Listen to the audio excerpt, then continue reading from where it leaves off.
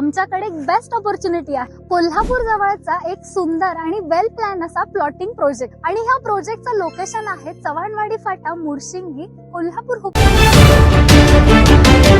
त्याच्या विख्यात गावं, नागरिकांच्या आरोग्याशी ग्रामपंचायत आणि प्रशासनाचा खेळ। कोल्हापूर विमानतळ परिसरातील गावांमध्ये सध्या निर्माण झालेली परिस्थिती केवळ सुरक्षेचा नव्हे तर नागरिकांच्या आरोग्यावर थेट घाला घालणारी ठरत आहे।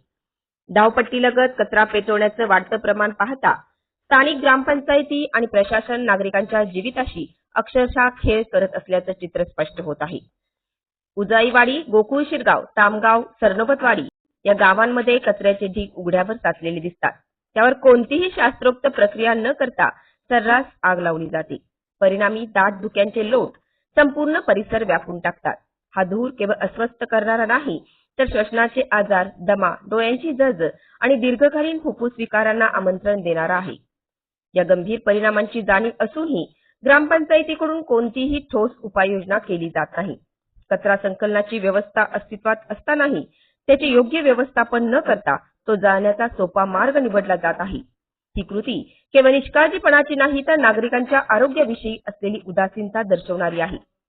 प्रशासनाने याकडे जाणीवपूर्वक दुर्लक्ष केल्याचं दिसतं। वारंवार तक्रारी करूनही कोणतीही प्रभावी कारवाई होत नसल्यानं नागरिकांमध्ये तीव्र नाराजी आहे। आरोग्याचा प्रश्न एवढा गंभीर असताना प्रशासन मात्र बैठका आणि आश्वासनांच्या पलीकडे जाताना दिसत नाही। प्रश्न असा निर्माण होतो की एवढी सोपी आरोग्य आपत्ती उद्भवल्यानंतरच प्रशासन जागे होणार का? आता गरज आहे ती तातडीने कचरा व्यवस्थापनाची शास्त्रोक्त यंत्रणा उभारण्याची, कचरा जाळण्यावर उघड्यावर टाकणाऱ्यावर कठोर बंदी घालण्याची आणि दोषींवर कारवाई करण्याची। मात्र सध्याच्या स्थितीकडे पाहता ग्रामपंचायत आणि प्रशासन दोन्ही या जबाबदारीपासून पळ काढताना दिसत आहेत। नागरिकांच्या आरोग्याकडे, सुरक्षेकडे इतक्या उघडपणे दुर्लक्ष होत असताना ही परिस्थिती किती काळ सहन करायची हा प्रश्न आता अधिक तीव्र झाला आहे। या समस्येमुळे नागरिकांच्या प्रशासनाच्या विरोधात उद्रेक होण्याची दाट शक्यता आहे।